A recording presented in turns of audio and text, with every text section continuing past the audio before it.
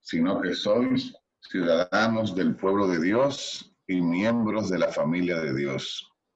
Estáis edificados sobre el cimiento de los apóstoles y profetas, y el mismo Cristo Jesús es la piedra angular. Por él, todo el edificio queda ensamblado y se va levantando hasta formar un templo consagrado al Señor. Por él también vosotros os vais integrando en la construcción, para ser morada de Dios por el Espíritu. Amén. Amén. Gracias, Señor. Gracias. Gracias, querido Juan. Gracias. Gracias. Gracias, Señor, porque estamos aquí contigo hoy meditando sobre este apóstol, San Bartolomé o Natanael. No hay mucha seguridad de que sean la misma persona, pero muchos teólogos dicen que Natanael era el mismo Bartolomé. Gracias, Señor, por los apóstoles. En el credo, nosotros decimos que la iglesia tiene 4 características. Es una, es santa, es católica y es apostólica. Y hoy, a partir de esta fiesta de San Bartolomé, deberíamos reflexionar sobre ese aspecto de la iglesia, de la apostolicidad. Muchas veces no entendemos esto. Y es un gran misterio. Ayer incluso en la celebración del domingo veíamos incluso en la segunda lectura cómo San Pablo hablaba de los designios de Dios. ¿Quién puede entender? Son insondables. Nadie puede penetrar en la mente de Dios para ver qué es lo que Dios está haciendo. ¿Cómo es que Dios necesita hombres sencillos, hombres humildes, hombres pescadores, que no eran ni siquiera los más instruidos en la ley, ni en los profetas, no eran sacerdotes en el templo? Y sin embargo Jesús, cuando decide reunir un grupo para formar su iglesia, fíjense ayer como elegía el Padre, escuchen bien, a Pedro no lo elige Jesús, a Pedro lo elige el Padre. Si ustedes leen con detenimiento las palabras de Jesús después que Pedro le dice, tú eres el Mesías, el Hijo de Dios. Y entonces le dice Jesús, dichoso tú, Pedro, que tú eres piedra y sobre ti voy a edificar la iglesia. Pero dice, dichoso tú, porque eso que tú acabas de decir no es inspirado por ninguna persona, carne y hueso, sino que mi Padre que está en el cielo te ha te ha elegido para que tú digas eso. Y esa era la clave que entre mi padre y yo habíamos convenido para saber quién era el jefe. No era ni el más inteligente, ni el más guapo, ni el más valiente. Es más, pronto, muy pronto, y casi inmediatamente, cuando Jesús le anuncia, porque lo han descubierto como el Mesías, bueno, ustedes saben lo que le va a pasar al Mesías. Vamos a Jerusalén y allá me van a agarrar y me van a matar. Y Pedro es el primero que dice, no, y es fácil, matarte a ti, tú estás loco.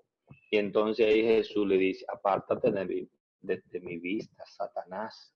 Tú no piensas como Dios, sino que estás pensando como los hombres. Pedro no era el más. Sin embargo, los designios de Dios. Después, ¿quién es el que va a negar 3 veces a Pedro? Debió ser Juan, el jefe de la iglesia, que se mantuvo firme y fiel. Si es con los criterios humanos que vamos a elegir a la persona, debió ser Juan.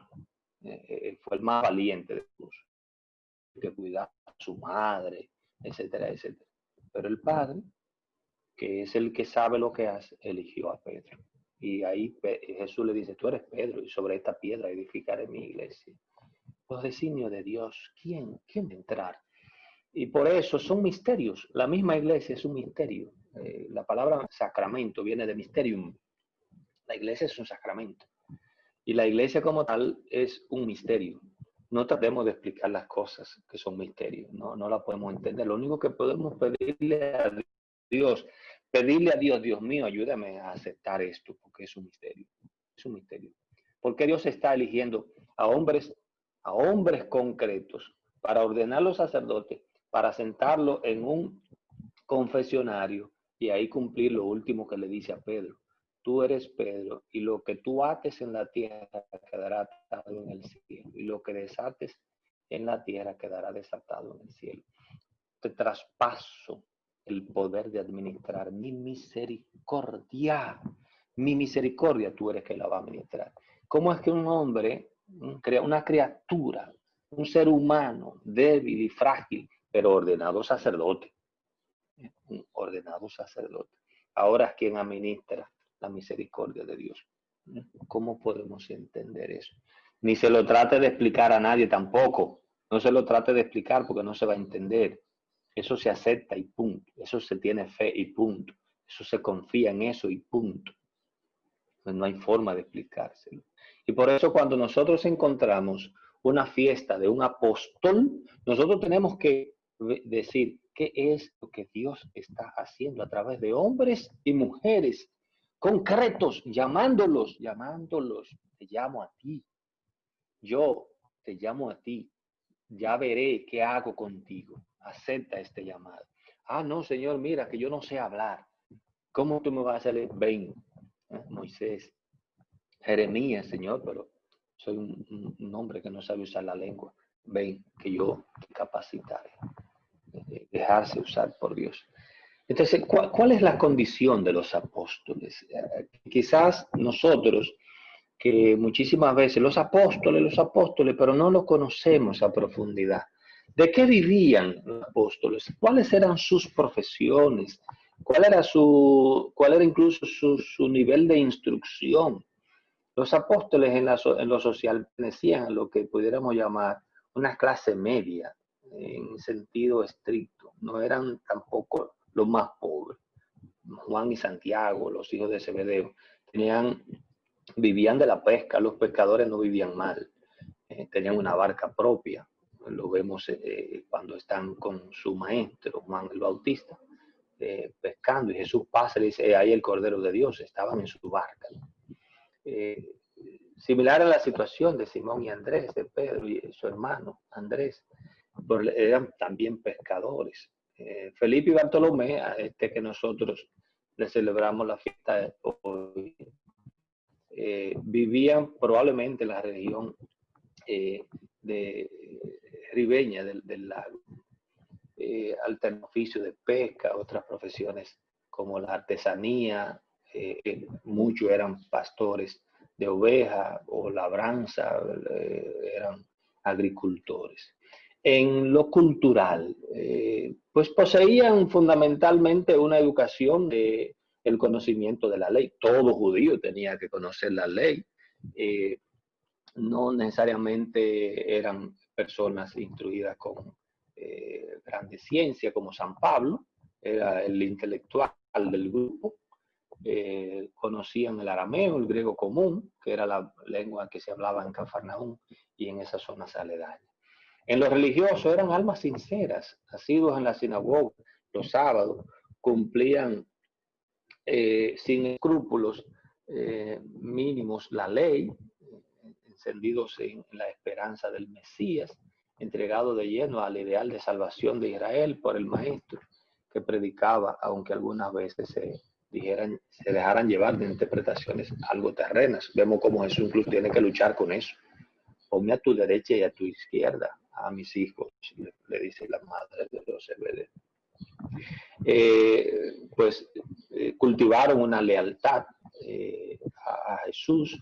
No crean que fue fácil seguir a Jesús. Jesús pasaba la noche orando y ellos que trataban de imitarlo, trataban de seguirlo. Por eso vemos de madrugada que ellos tenían que cruzar de orilla a orilla el lago.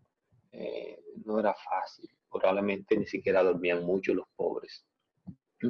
En algún momento piden a Jesús que les aumente la fe, que les enseñe a orar, y de ahí viene el Padre Nuestro, que les explique las parábolas. No lo entendían.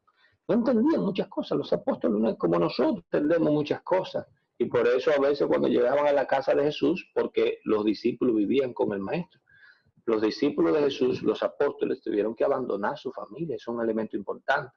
tenían que irse a vivir con el maestro. Y por eso lo vemos llegando a la casa de Jesús y pidiéndole que les explicara las parábolas, todo lo cual les denota una voluntad y un deseo grande de aprovechamiento de la persona de Jesús. Junto a estas cualidades, pues las imperfecciones, eran hombres y mujeres que seguían a Jesús, pero no se convertían en ángeles, ¿no? Ya les he dicho el asunto este de la discusión, buscaban los primeros puestos, quieren figureo. ¿De qué vienen hablando ustedes? Jesús sabía que venían hablando de quién es el más importante. Y Jesús le dice, pues miren, ¿saben quién es el más importante? El que sirva. ¿Saben quién es más importante en el reino de los cielos? Este niño. Pues todos sabemos de la cobardía de Pedro. La cobardía de Pedro. La primera vez, andaba con yo no lo conozco. Y era el que habían elegido, tú eres Pedro y sobre esta piedra edificar en mi iglesia. Sin embargo, desde que le mencionan que él andaba con Jesús, viéndolo con la corona de espinas, viendo cómo lo estaban dando su fuetazo, dijo, yo no lo conozco, yo nunca lo he visto. Pues no entienden para nada este momento de la pasión, por más que se lo explique Jesús. Vemos cómo van los discípulos de Maús, desbaratados, en fin, son muchas cosas muy interesantes. Lástima que no hay tanto tiempo para seguir comentando algunos elementos de la particularidad de los apóstoles. Bartolomé es un apóstol que no tiene mucha notoriedad, ninguno de los 4 evangelios, el cuarto incluso, el de San Juan, ni siquiera lo menciona, apenas lo menciona dentro de la lista de los apóstoles, pero no se menciona gran cosa. De manera que lo dejamos aquí con estas informaciones. La actualidad, traer a nosotros esta idea de la fiesta de Bartolomé y la indicación de que también nosotros tenemos que imitar a todos los apóstoles, en el sentido de que somos también llamados a servir al Señor en la porción de su reino. Gracias, Señor. Germania y José.